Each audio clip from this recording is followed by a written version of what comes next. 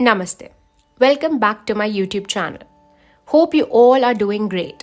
This channel is about the ancient wisdom of yoga. Today's video is in continuation with the previous video, which was about the meaning and definitions of yoga from various scriptures.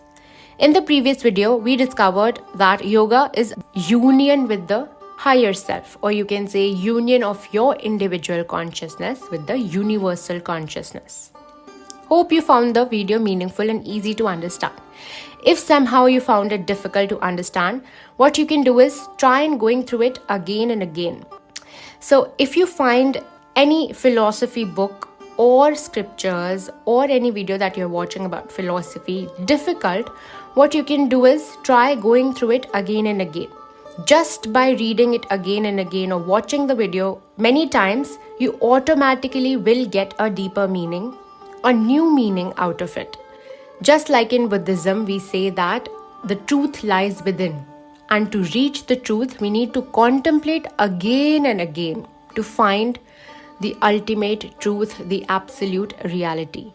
Just like that, wherever we read or whenever we go through something again and again, we definitely find a new sense or a new perspective or a new meaning out of it. Interesting, isn't it? So why not you try it and share your experiences? So in today's video, we are going to talk about why yoga. Last video was about what yoga is, and today it's about what's the need for yoga. Now, I would like you to pause and think about why do you practice yoga? Or what is the purpose of you even watching this video? Once again, go through the entire video and in the end, match your purpose with the purposes or the goals mentioned in the scriptures. Once again, I'll repeat as I say this in the beginning of every class, that keep an open mind and go through all the information. If you think something is making sense, you can keep that information with you, believe that information, or just leave the information there itself. So with an open mind today, we'll discuss the purpose of yoga philosophy.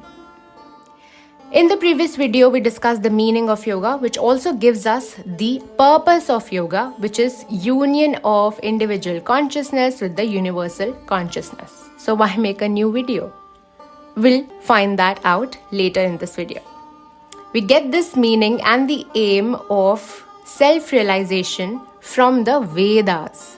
The most ancient wisdom documented in the form of books is called Vedas. Vedas are 4 main books of Indian tradition, also the oldest book ever written. It is said that no man has written it. The author of Vedas is unknown, as the knowledge of the Vedas initially was shared in the form of verbal knowledge, and the gurus used to pass on this knowledge to the disciples. Much later, after the invention of paper, the person who compiled or documented this ancient wisdom in the form of Vedas was Vyasa. That's how he got his name, by compiling the Vedas, Veda Vyasa. So we can say that in the most ancient text, that is the Vedas, the purpose of yoga was self-realization, liberation, moksha, etc. Now, much later came the philosophies in India. The philosophical thought that evolved in ancient India as people started finding logic in philosophical matters. So initially there were the Vedas, means the teachings of the saints and the sages. But much later, people started questioning the sayings, the teachings of the sages and saints. During this time, with the evolution of humans, there was a thought that reality could be known through other valid sources of knowledge as well. For example, direct perception of the knowledge, rather than believing in the testimonials of sages and saints. Now, even in these philosophies who were depending more on the logic, there were 6 Indian philosophies out of the 9 total Indian philosophies which actually believed in the Vedas. They followed the Vedas and also called orthodox philosophies, because they thought that the knowledge present in the Vedas is the absolute source of knowledge.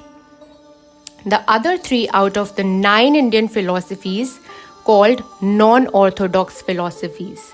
They did not consider Vedas to be the absolute source of knowledge. Now, in India, the word darshana is used instead of philosophy. All the 9 darshanas have a common aim, and that is removal of suffering. So, darshana actually means to see. Here it means to experience. And to experience the reality, we use the word darshana. We don't have the word philosophy. So these philosophies, all these 9 darshanas have the common aim, and that is removal of the suffering. The oldest orthodox philosophy, or you can say the first Indian philosophy, is the Samkhya philosophy given by sage Kapila. This philosophy is said to be the precursor of yoga philosophy. Both these philosophies accept the concept of suffering. In Sanskrit, the word dukkha and tapa is used for suffering, pain, misery. Now, all the philosophies accept that there is suffering.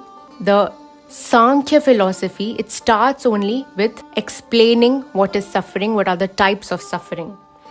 So, in Sankhya philosophy, it is said that dukkha traya abhigata.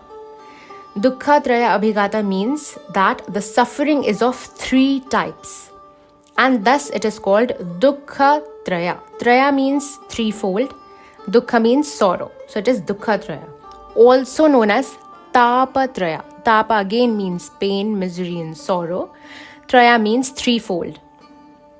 So what we conclude with this information is that everyone's life is said to be full of pain, and we are all in constant search for happiness because there is recurrence of this pain. That's why there is a constant search of happiness. There is no permanent remedy to remove the pain and be constantly happy.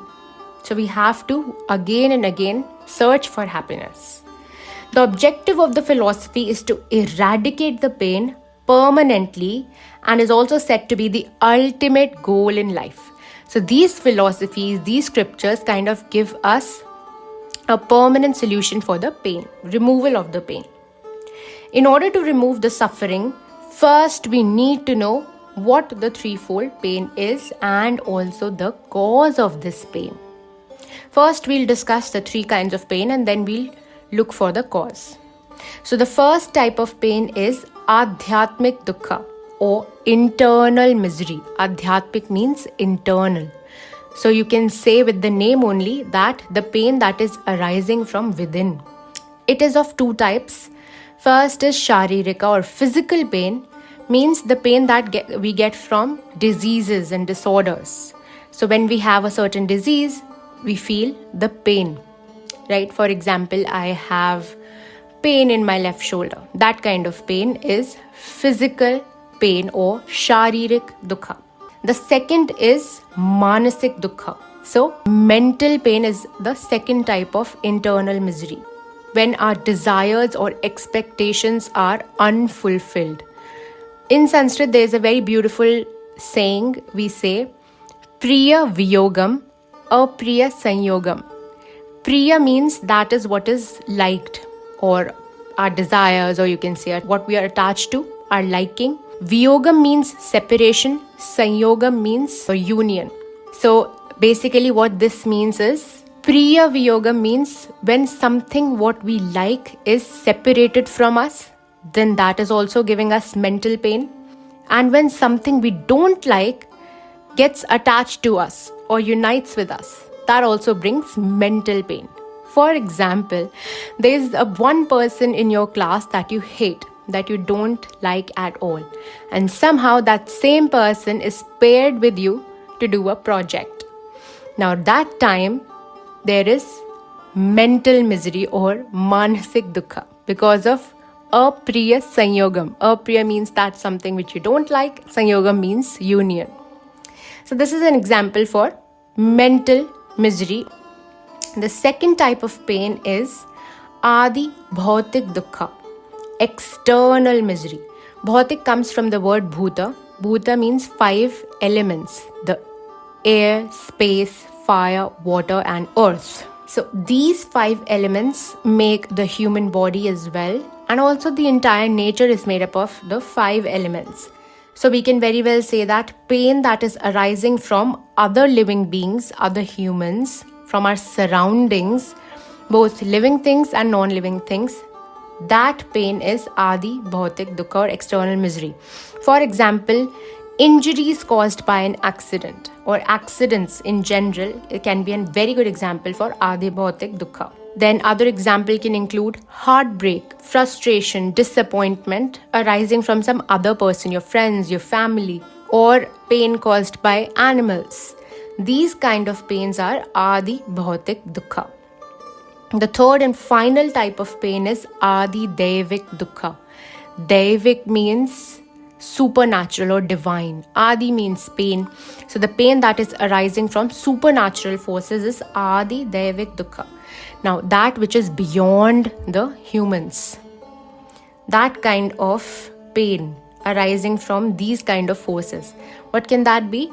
The pain coming from natural disasters. So droughts, floods, storms, earthquake, when these things happen tragically and there is loss of property or loss of life, that kind of pain that arises from it is Adi Daivik Dukha.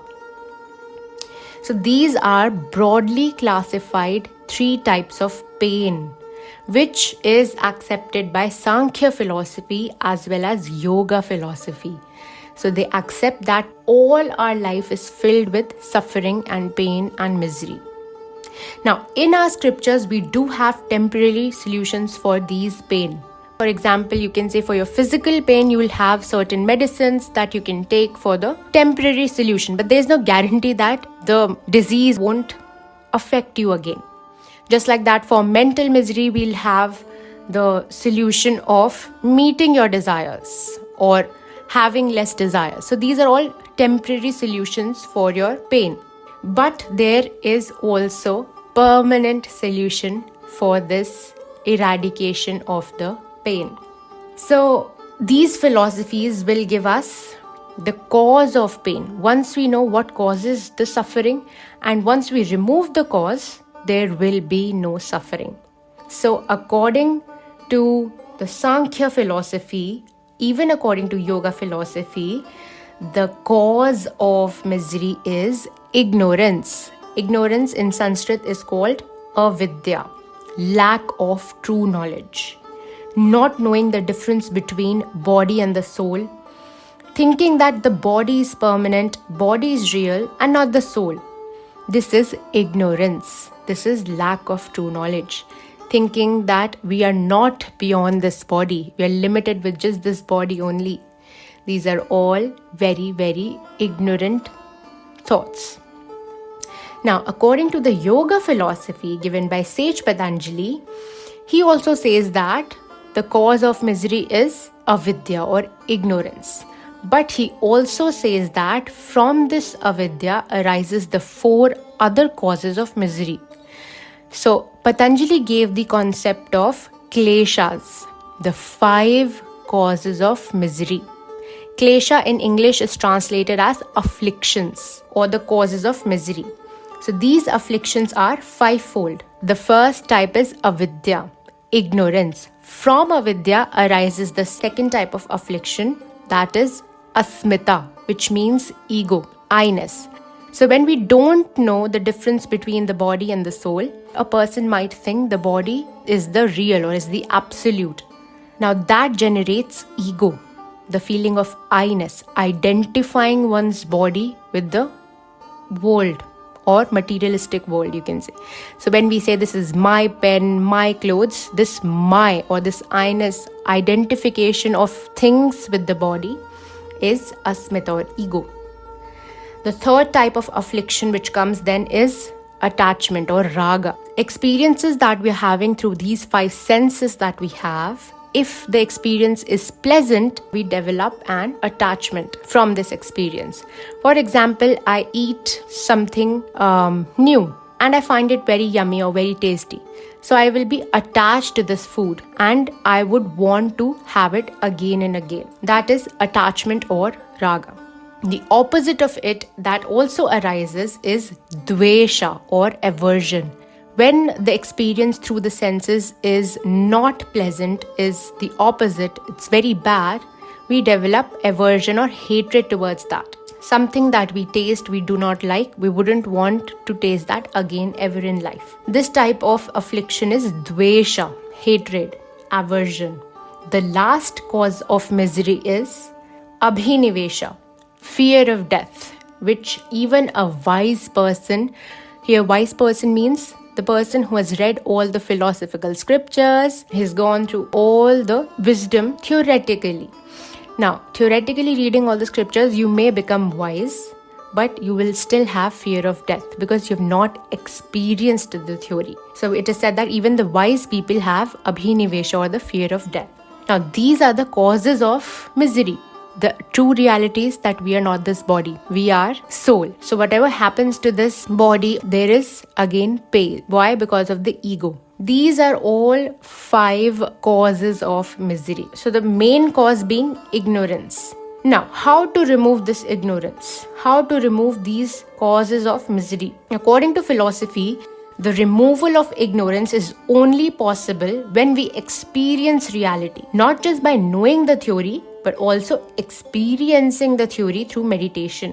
When we actually can experience the soul, realize the soul, only then the ignorance can be removed. Otherwise, we just have more information for the brain. Knowing that we are different from the body, we are the soul. This is just plain information. But when we experience this, that's the only permanent solution to eradicate the suffering or ignorance. So you can say ignorance can be removed only by practicing meditation, and once the ignorance is removed, the suffering of a person is also removed. So when the person reaches enlightenment, only then suffering is eradicated completely. Therefore, the answer to the question why yoga is to remove ignorance, leading to the removal of suffering. We can say that the purpose of yoga is identifying that there is suffering. First, there is a need to identify that there is suffering. Accept this fact. Then identifying the cause of suffering, and then practicing to remove the suffering and to reach enlightenment. Now, once again pause and think, what was your purpose of practicing yoga? You can say it's balance, it's your me time, it's your self-care, it's to align your mind, body and soul, it's to just spend time with yourself or to find your inner self. Anything that you believe is your purpose is eventually connected to the removal of suffering or self-realization. It can be very directly related or very, very indirect, but you can say that your purpose is eventually somehow related to the removal of suffering. Reflect on that. If you'd like to add something to this information, or if you have any suggestions, any questions, you can comment down below in the comment section. Thank you for making it till the end, sticking through the video. Hope you found this video meaningful and gained some knowledge. Now, from the next video, I'll be sharing some pranayama practices, some meditation practices. So today it was the theory. From the next video, we'll practice the practical aspect of yoga philosophy. Practically, we'll observe the experiences that are there before and after yogic practices. So see you in the coming videos. Stay Sattvik, subscribe to my channel, press the bell icon, share with your family and friends. Namaste. Thank you.